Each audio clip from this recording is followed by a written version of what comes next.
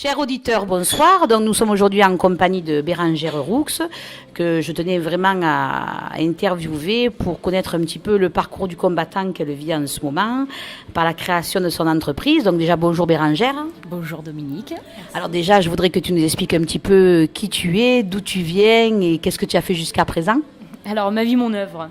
Eh bien, du coup, j'ai 26 ans, je suis d'Apt, et ça fait 8 ans que j'habite à Avignon, donc un parcours un peu classique. J'ai eu mon bac, je suis venue sur Avignon pour commencer mes études, donc j'ai fait une licence en AES. C'est une licence en administration économique et sociale qui est en fait spécialisée à la fac d'Avignon en sciences politiques et Europe. Et ensuite, j'ai enchaîné tout naturellement presque par un master politique sociale qui en fait est un master qui est spécialisé entre autres dans le développement territorial en fait. Voilà. Sur la faculté d'Avignon, et c'est un choix que tu as fait, puisqu'en étant en DAPT, tu pouvais très bien aller sur Aix-en-Provence. Oui, voilà. Alors finalement, pourquoi Avignon ? Ben oui. Pourquoi Avignon ? Tout simplement, moi j'avais mes copines de classe, après avoir eu le bac, elles sont toutes parties sur Aix, la majorité. Et donc moi je suis venue sur Avignon parce que tout simplement, petite ville universitaire, après les études que je voulais faire proposé aussi. Petite ville universitaire, université aussi à taille humaine, très important. Et puis aussi au niveau financier, quoi. Voilà, on y arrive davantage un peu mieux à Avignon qu'à Aix aussi, quoi. Voilà. Alors après ces études, ton devenir jusqu'à aujourd'hui ? Alors depuis, du coup, ça fait 2 ans que je suis diplômée du master politique sociale.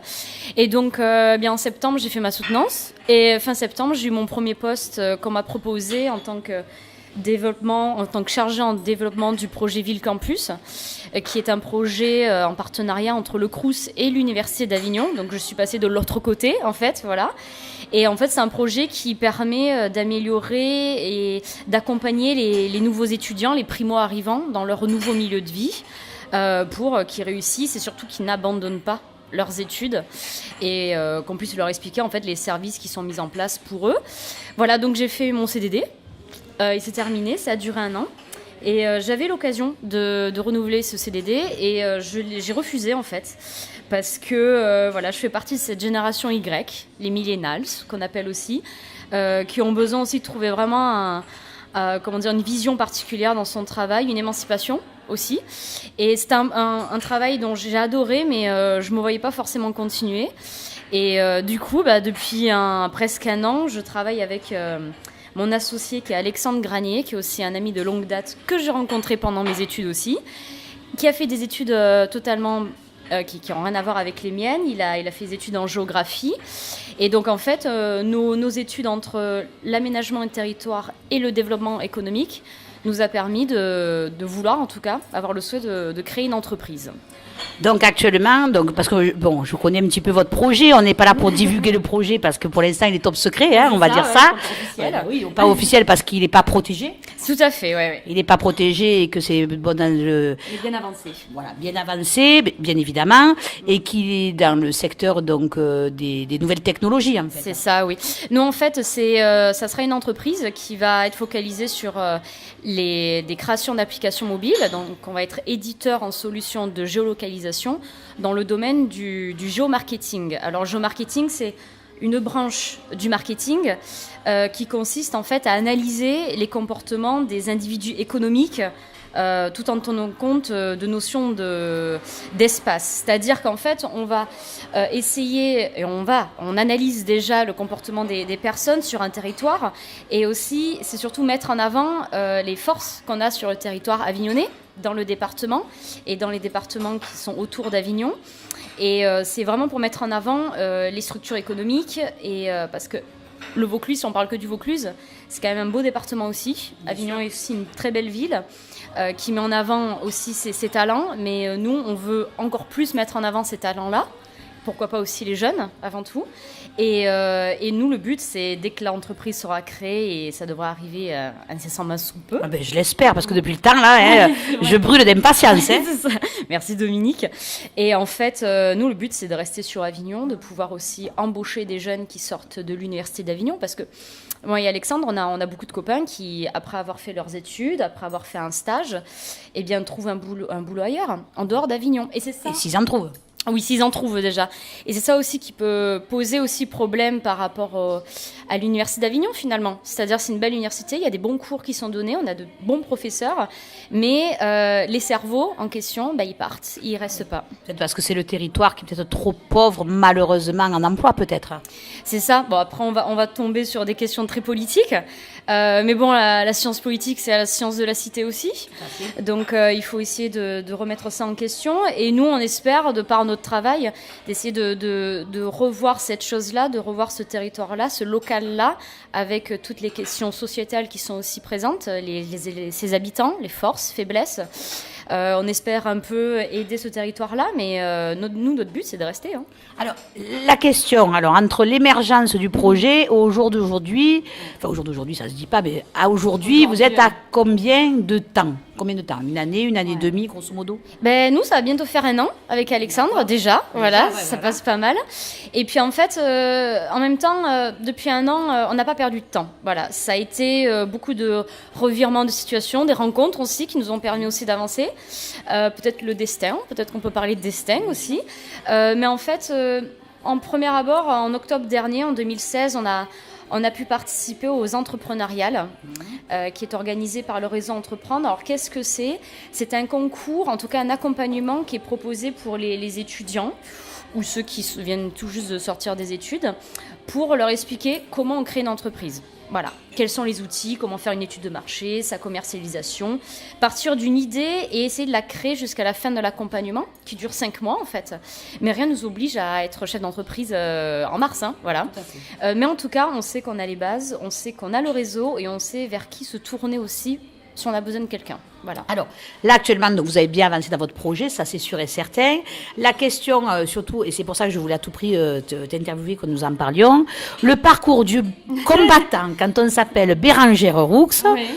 On n'a pas ni papa ni maman qui soit riche, ni de fonds d'argent, ni de maison à hypothéquer, ni une banque forcément qui a une grosse envie d'injecter de l'argent. Raconte-nous un petit peu, voilà, comment ça se passe, où tu en es, quel type de structure tu as vu, parce que c'est quand même assez compliqué. Et sans argent, malheureusement, tu ne peux pas avancer. Bon, créer la société, oui, pour pas grand-chose, oui, mais il n'y a pas que ça. Le développement du simple, il faut que vous puissiez vivre, vous aussi. Parce que jusqu'à présent, ça doit être aussi galère pour vous, tout ça, là. Ah, c'est une vie galérienne, voilà, autre que les études, on peut dire ça comme ça. Il y a plusieurs points qu'il faut mettre en avant. Alexandre et moi, d'ailleurs, d'abord, on a été pendant toutes nos études boursiers. Donc on remerciera jamais assez le Crous de nous avoir permis de faire nos études et de pouvoir être émancipés de ce côté-là. Mais après, par rapport aux entrepreneuriales, on a été lauréat en mars, voilà. Donc ça nous a permis d'avoir encore plus de réseau et de visibilité, en tout cas pour notre projet. Oui, créer une entreprise, c'est compliqué quand on a moins de 30 ans, quand on n'a pas de sous et quand on n'est pas fille d'eux ou avoir des facilitateurs, on va dire, naturels. Voilà. Mais en tout cas, c'est une belle découverte de soi aussi, faut le dire. Mais par contre, pour le coup, c'est sûr qu'on a passé 1 an à avoir toutes les structures, à appeler toutes les structures qu'il faut voir, qu'il ne faut pas voir parce qu'on n'est pas encore créé. Enfin, c'est très compliqué. En France, vous avez à peu près 80 structures, organismes en tout cas, qui peuvent vous aider à créer votre entreprise, mais tout dépend du secteur dans lequel vous êtes. Dans le secteur, à quel niveau, est-ce que vous êtes créé depuis moins de 3 ans, plus de 3 ans, le chiffre d'affaires que vous faites, etc. Il n'y a pas de chiffre d'affaires si c'est pas créé. Oui, c'est parmi les critères. Voilà, mais donc critères bizarres quand même. Oui, critères bizarres, mais bon, si ça existe encore ces organismes, il y a peut-être des raisons, c'est pas. Mais en tout cas, ce que je veux dire, c'est que là actuellement, on nous a rapprochés d'initiatives Grand Avignon. Et donc, vous pouvez en fait rencontrer des chargés d'affaires qui ont comme boulot de mettre à point, enfin en tout cas de créer et de vous proposer un financement pour votre idée, en tout cas pour votre entreprise. Voilà. Alors c'est un petit financement, généralement, entre 4 et 6 000 euros. Alors, c'est un prêt ou c'est... voilà, parce que la question essentielle, c'est ça. Voilà. Je t'ai coupé la parole, désolé. Non, il n'y a pas de souci. C'est un prêt d'honneur. Pour nous, c'est un prêt d'honneur. Donc, on vous donne 5 000 euros, mais il faut les rendre quand même tous les mois petit à petit. À quelle hauteur, grosso modo, tu sais à peu près ça dépend de ce qu'on nous donne. Généralement, c'est quand même entre 80 et 120 euros quand même. Hein. Par mois à sortir. Sans parler des frais structurels de la société. Oui, c'est ça. Et pas de chiffre d'affaires. Tout à fait, voilà, le début, quoi. Donc oui, bon, écoute, c'est une aventure humaine. Aussi avec Alexandre, bon, on s'est connus à la fac, on est amis de longue date. On a travaillé aussi pour l'ancien emploi que j'ai occupé. Mais bon, c'est quelque chose à faire. Je pense que c'est quelque chose aussi à découvrir. Puis, franchement, justement, on a moins de 30 ans. On n'a rien à perdre, on est motivé. Oui, bien sûr. Donc, Et heureusement qu'il y a des jeunes comme vous d'ailleurs, hein, parce que sinon. Mais il y en a pas mal de jeunes comme nous, c'est vrai que. La question qui me tue, Lupine, parce que en fait, c'est une start-up que vous allez créer. C'est ça, c'est une start-up. Ouais. Et moi, jusqu'à présent, d'après ce que je peux voir ou entendre à la télé, il semblerait que ce soit quelque chose qui est super facile. Mais ce n'est pas du tout le cas, d'après ce que je comprends. Bon, on n'est pas à Paris, hein, voilà, on n'est pas. Même sans être à Paris. Non, mais on n'est pas forcément dans les grandes structures aussi. Mais en fait, start-up, il faut entendre. Le synonyme de start-up, ça serait c'est rapidité en fait. Donc rapidité de création, comme on entend, mais rapidité aussi peut-être de passer à autre chose, aussi de vente. Voilà. Donc c'est dans le parler, c'est ça l'idée de créer une start-up, c'est on se crée, on fait quelque chose, on va peut-être vendre qu'un produit ou plusieurs, on verra. En tout cas, on a plein d'idées derrière la tête aussi avec Alexandre, mais rien ne va nous arrêter en tout cas. Et si après, bon voilà, là on est nous sommes dans la recherche d'investisseurs. Voilà. Alors c'est ça. Est-ce que vous avez déjà fait, alors vous avez fait appel à des investisseurs associatifs, publics déjà? Publics, ils peuvent pas aider. Les banques en fait préfèrent généralement, et celles qu'on a vues, payer plutôt des fonds de commerce à 250 000 euros que plutôt. Et quoique même des fonds de commerce à 250 000 euros, ils ne les financent plus non plus. Tout à fait, oui. Même avec des biens immobiliers. C'est tout à fait, voilà. Mais c'est souvent l'argument qu'on nous a donné en fait, voilà. Et c'est vrai que même si on demande que entre guillemets 2 000 ou 3 000 euros, ils vont pas forcément être pour aussi. Alors que pour nous, ça nous permet de nous créer, c'est-à-dire d'apporter les documents au tribunal de commerce et pouvoir déposer officiellement les statuts, quoi. Voilà, officiellement commencer. Voilà. Alors, grosso modo, le coût de l'investissement financier pour la création de votre entreprise, avec bien sûr tout compris, c'est-à-dire la création de la structure, le lancement opérationnel de votre société pour qu'elle commence à éventuellement vous rapporter de l'argent, vous l'avez budgétisé à quel montant? Le BFR, le besoin de fonds de roulement, ça sera autour des 20 000 euros, quoi. Qui n'est pas une somme extraordinaire non plus. Voilà, c'est pas grand-chose. En même temps, pour nous, ça nous met le pied à l'étrier. Alors après, ce que je voulais dire aussi, c'est que on est beaucoup dans l'économie collaborative aussi, par rapport à notre création d'entreprise. Là, actuellement, on a notre siège social, donc clairement la boîte aux lettres, la domiciliation, qui est dans un espace de coworking, qui est à l'étable Cowork sur Avignon. Et aussi, on est pas mal aidé en termes de stratégie commerciale. Et ça, c'est très important de les mettre aussi en avant, parce qu'ils ont été primés aussi comme parmi les 15 meilleurs accélérateurs de France. L'accélérateur Better Life Factory, qui est à Uzès, et qui en fait ont cru en nous directement, est arrivé voilà, avec nos petits dossiers en disant on a une idée, c'est pas mal avancé, on a été lauréat, mais on sait que ça va marcher. Et pourquoi Uzès, il n'y a pas d'accélérateur de projet sur Avignon? Eh bien, on va dire que c'est eux qui ont cru en nous directement. D'accord, ok. Voilà. C'est ceux qui vous ont écouté, qui vont donner de la crédibilité à votre projet. C'est ça, voilà. Et ce sont des gens plutôt discrets, ce sont des businessmen qui connaissent très bien leur métier. Ils ont un gros réseau de mentoring, etc. Mais voilà, ils ont cru en nous, donc on les voit régulièrement. Et peut-être, on espère faire une levée de fonds prochainement. Donc, en clair, grosso modo, il vous manque 15 000 euros, quoi, à peu près. Oui, c'est ça. Si on a plus, on va pas être contre. Ah ben non, mais ça, c'est sûr. C'est sûr, hein. Mais en tout cas, pour le début, pour nous, ça nous rassurerait et ça nous mettra encore plus en confiance. Il y a un autre point sur lequel je voulais te faire parler, c'est concernant le vide juridique des startups, enfin, de tous ces projets multimédia, ou je sais pas comment on appelle ça, parce que je suis pas une grande spécialiste, le digital. Ouais. Je t'en parle parce que je sais que tu connais le sujet. À un moment donné, moi, j'ai eu une idée, par exemple, pour la création d'un site de ce type-là, mais il y a un vide juridique qui ne permet pas de protéger l'idée sur laquelle on va exploiter ou on va créer ce concept. Ouais. Alors, est-ce que ça a évolué ou pas du tout? C'est toujours la même chose? Alors, parce que là, c'est quand même compliqué pour vous. Vendre un projet dans lequel vous ne pouvez pas forcément communiquer de peur de vous faire piquer votre idée en finalité. C'est du virtuel en fait. Hein. Et ben voilà. Donc pour des gens, même des pros, c'est pas forcément très concret. Nous, on va vendre des applications mobiles. Les applications, on les connaît toutes, on en a sur les smartphones, mais on ne sait pas comment on les fabrique. Voilà. Et c'est du temps, et le temps, c'est de l'argent. C'est sûr que depuis un an, avec Alexandre, entre guillemets, les 35 heures, on les a pas forcément connues, beaucoup plus même. et en moins de temps. Mais c'est vrai que dans le vide juridique, il faut se protéger à tous les niveaux. Donc la structure, si j'ose dire, qui est phare dans le monde des startups, c'est aussi l'INPI, c'est-à-dire c'est l'Institut national des protections intellectuelles. Donc il faut se protéger à tous les niveaux sur le produit, sur la marque. Et vous l'avez protégé, j'espère. Eh bien, on attend le financement. Voilà, bientôt. Donc c'est pour ça que c'est compliqué en finalité. C'est pour ça qu'on ne peut pas officiellement en parler encore. Tout à fait. Voilà. Mais moi, je voulais que tu en parles parce que je trouve que c'est, à notre époque actuelle, on nous rabat les oreilles en disant que c'est très facile de se mettre à son compte, c'est très facile de faire plein de choses. Tu entends parler des startups, quand tu entends parler de la vente de n'importe quoi et on te dit que c'est très aisé, alors que ce qui n'est pas le cas en finalité. Parce que là, vous vivez de quoi tous les deux?